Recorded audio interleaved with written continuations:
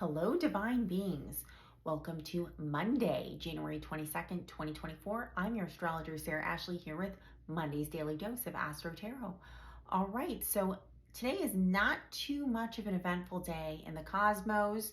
The rest of the week, though, we have a lot going on. We have a full moon in Leo. Tomorrow we have Venus ingressing into Capricorn. If you want to hear more about that, hit the subscribe button on my Instagram page, not just follow, but subscribe. And with your monthly subscription, which you can cancel anytime, you will receive weekly Astro Tarot and monthly Astro Tarot. You will also get a free monthly mini reading when you come to the monthly Astro Tarot meeting, and discounts off of all readings and all courses. But I digress. Let's talk about today's energy, this Moon Day's energy, Moon Day. We have the moon in Gemini and we'll move into Cancer later today.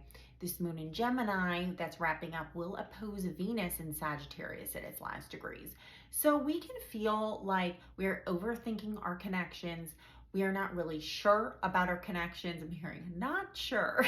I think that comes from Idiocracy. Remember his name was Not Sure. I've been really thinking about that movie a lot more lately as our collective becomes more and more like Idiocracy. If you haven't seen the movie, it's on Amazon and Netflix and all the channels. So, okay, I digress. But we are not sure about where we're going. If we want to, take things too far or not. We might not feel confident and secure in some of our connections. We might not be confident and secure emotionally, especially as this moon squares Neptune today. And we might feel like we're just kind of off and we can't trust ourselves. So the best thing to do when you can't trust yourself because you don't think that you're capable of coming up with the best answer is to get into a meditation or a prayer with the co-creator, okay? Whatever you want to call him, her, they, or them. Time to get into a meditation with the co-creator and kind of find out what you need to know. Ask your guides. Do some automatic writing. See what they have to say. Of course, protect the space. Call on Archangel Michael for protection. But I think today we are having a lot of self-doubt about what's next. And I think Pluto and Aquarius is such a brand new energy that we're having trouble integrating it. Now, to my Pluto and Scorpio fam, my early degree Pluto and Scorpio fam, 1983 through 1984, a little bit of 1985 people, or 0 through 2 degree Pluto and Scorpio fam. I'm going to tell you this. We have a lot of work to do this year, guys, okay? We have a lot of work to do this year. Why is that? So Pluto and Scorpio opposes Pluto and Leo. Pluto and Leo are the baby boomers, like the president, and mainly a lot of his cabinet, and a lot of people who are in charge of the corporations and whatnot. Now,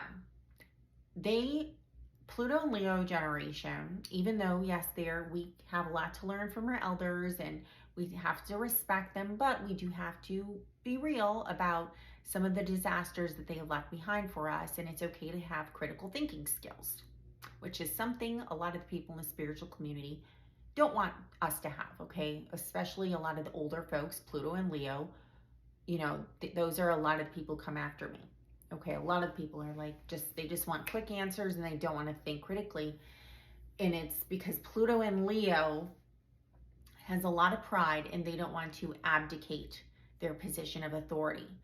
Pluto and Leo is getting older, and it's not that we shouldn't respect them, like the grandfather in Ten of Pentacles, for all that they have done and all the work that they have put forth, even the sloppiness, some of the sloppiness, but it is time to step down and let the next generation take care of things. And Pluto and Scorpio, it's our time to step up. No offense to Pluto and Libra, but Pluto and Libra are the peacemaker generation. Pluto and Virgo, they're the healers, okay? So Pluto and Virgo, you guys are supposed to help us with your wisdom, with your divine wisdom of introspection and doing things very carefully.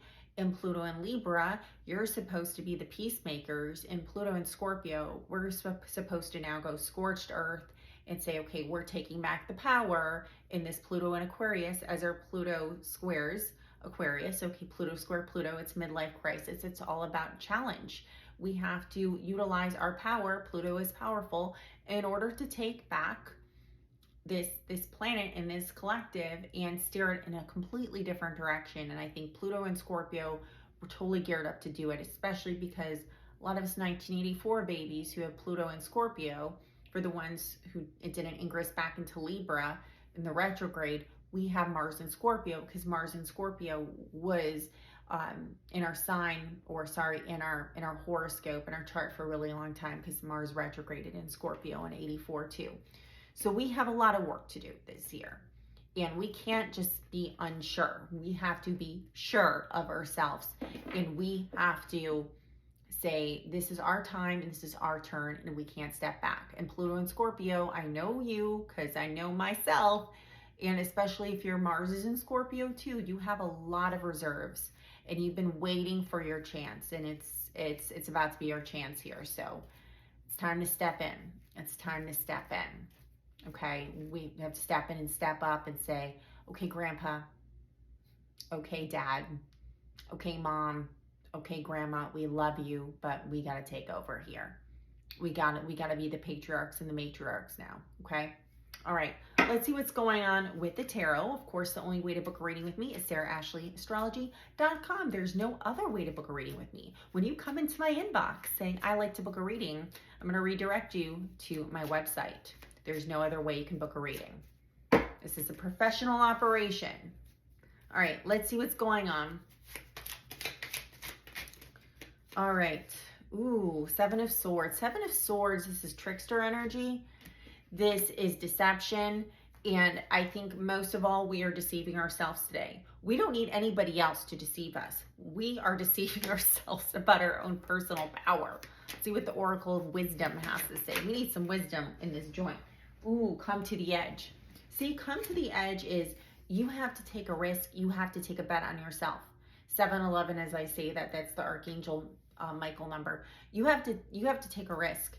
And I think a lot of us are afraid of our own personal power. So we're deceiving ourselves, and we're diminishing ourselves, and we're watering ourselves down into something that we're not.